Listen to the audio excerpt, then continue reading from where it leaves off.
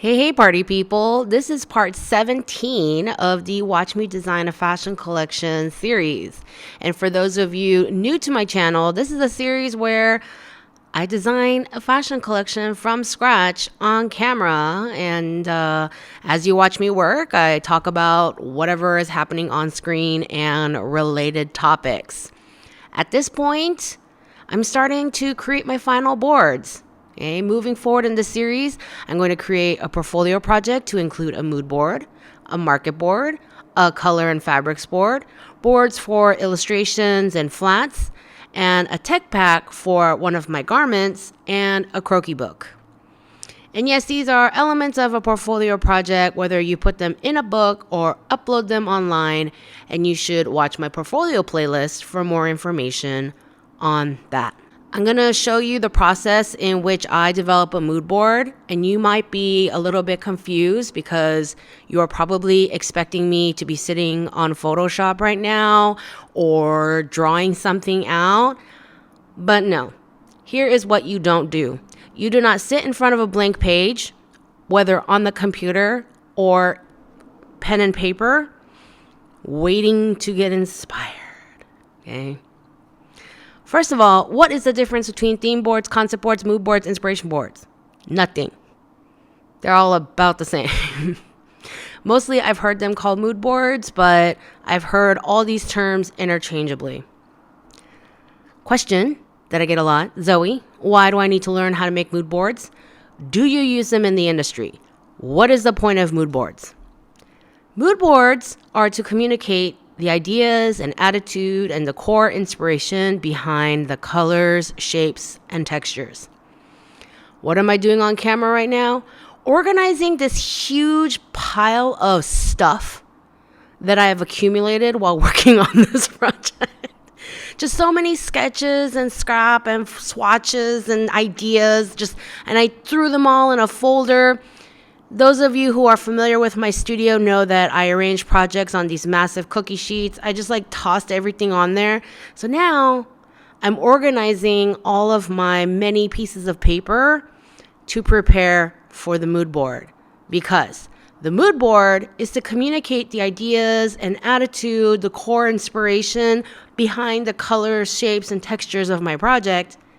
And I need to get all of my information and ideas organized so that I can communicate them the best, right? So that's what I'm doing. I'm organizing all my papers, putting all my croquis together. I'll put them later. I'll put them aside and make a croquis book later. And I'm putting all my inspiration images together in one pile. I'm throwing away stuff that I'm putting aside things that are no longer relevant. I don't actually throw anything away until I'm 317% done with a design project. But then I'm putting together my croquis and fixing things and, organizing all this stuff. Okay. So what should a mood board include? Mood boards are basically photo collages. I see these projects all the time where the mood board includes a block of text.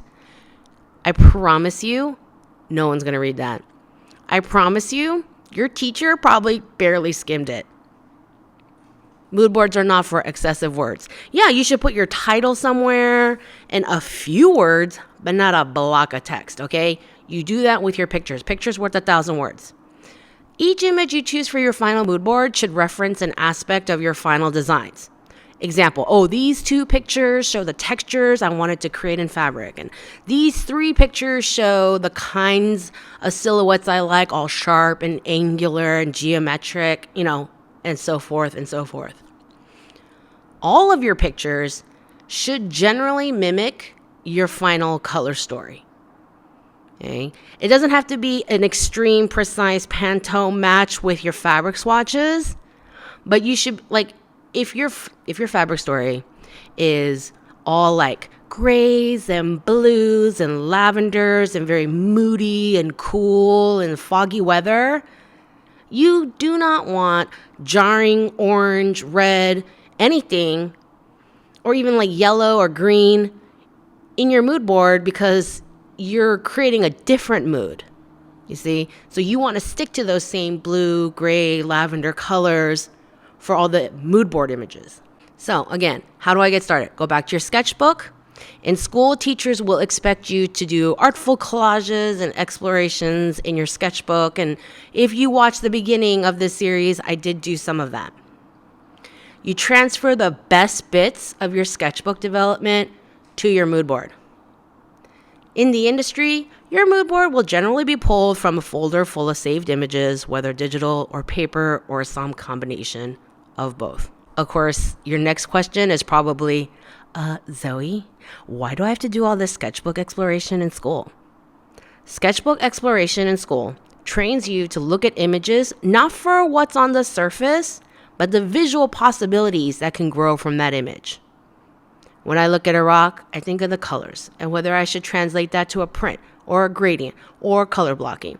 And when I look at these textures, I think about how does that translate to fabric textures? Is there a symbolism behind all the geology research that I did I want to convey? How can I reference these rocks without literally sticking rock beads to a dress? I start thinking about the facets of rocks and how they can translate to a print or style lines or separate silhouettes or shape patches or a beading pattern or a pattern of decorative stitching. And I could go on, and maybe you need an extra minute to think about these things in the beginning, and hopefully you can figure these things out faster with practice.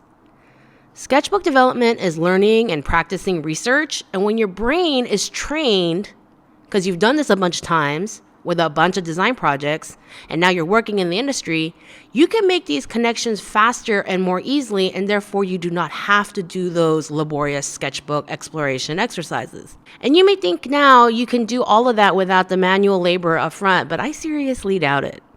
You think you can play piano. You press the key and sound comes out, right? And you play the keys in the order of the composed music, right? And the mechanics are simple and straightforward. Okay, I can do that, you think. But simple is not the same as easy. Until you put your hands to keys, you only know the basic concept, but you don't know how to play.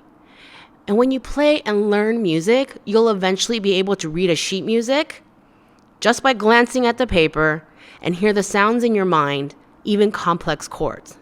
And it's true for most things you learn as a beginner. People say you don't do that in the industry a lot, okay? But it's about practicing the long and slow way until you can eventually create shortcuts in your mind. You create a sort of muscle memory in your mind. Playing scales stop being hard after a while, and you don't have to practice those either. And it's the same for almost everything else you learn in fashion school. You learn the slow, meticulous way of doing things so you can get faster and smarter and more efficient for the industry.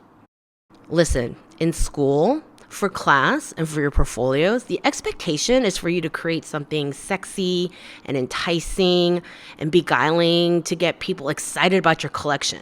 That's usually the first board they see in a project. And this is especially important for competitions. In the industry, mood boards are used in a few different scenarios. One, your design director may put together a mood board for the whole team so that everyone is on the same page in terms of design direction. And eventually, maybe you will get promoted to a position where you will create mood boards for your team. I have been in situations where a design director will give the direction to the whole team in a series of slides, where the projector set up, we're looking at images on the slides, we have the images, there you go. But again, it's a series of images. Another scenario is you may put together a mood board so you can stay on track while you design your collection.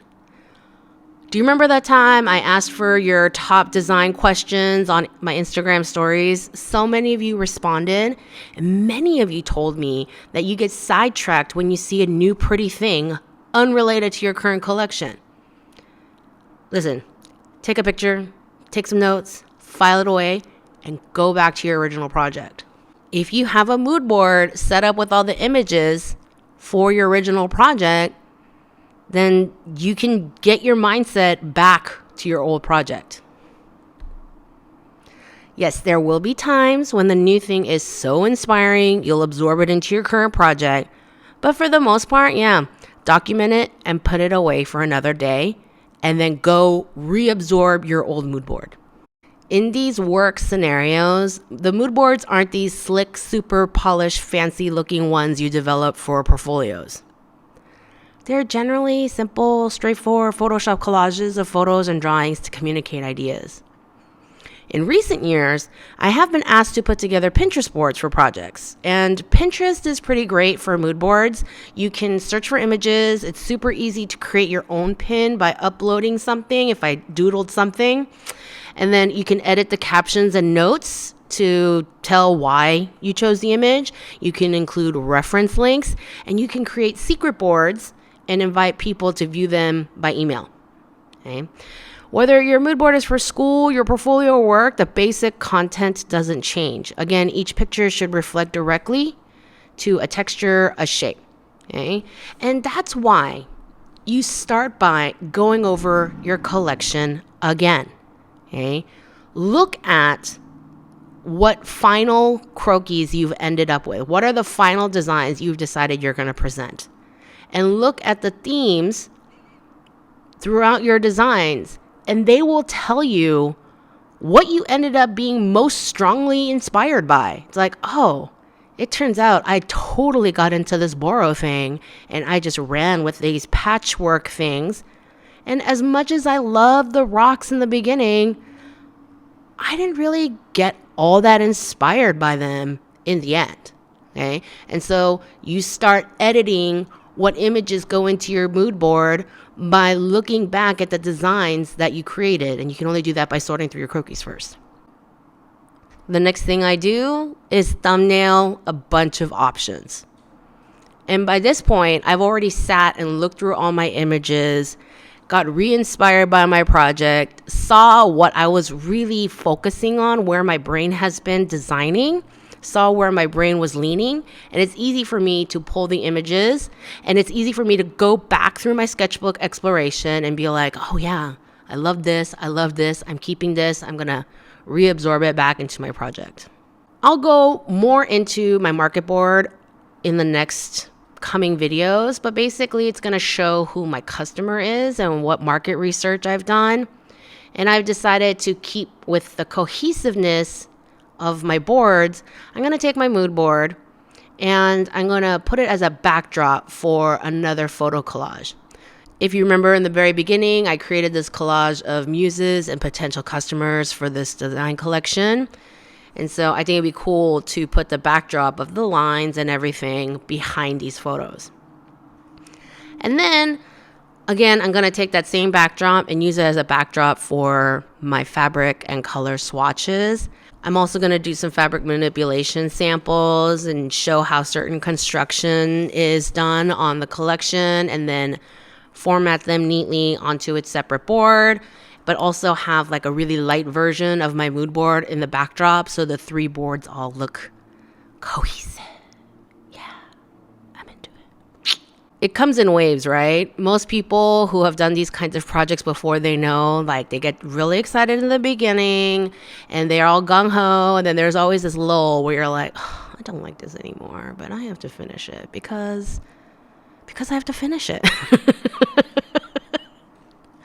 And then you have to like get yourself re-excited again. Yeah.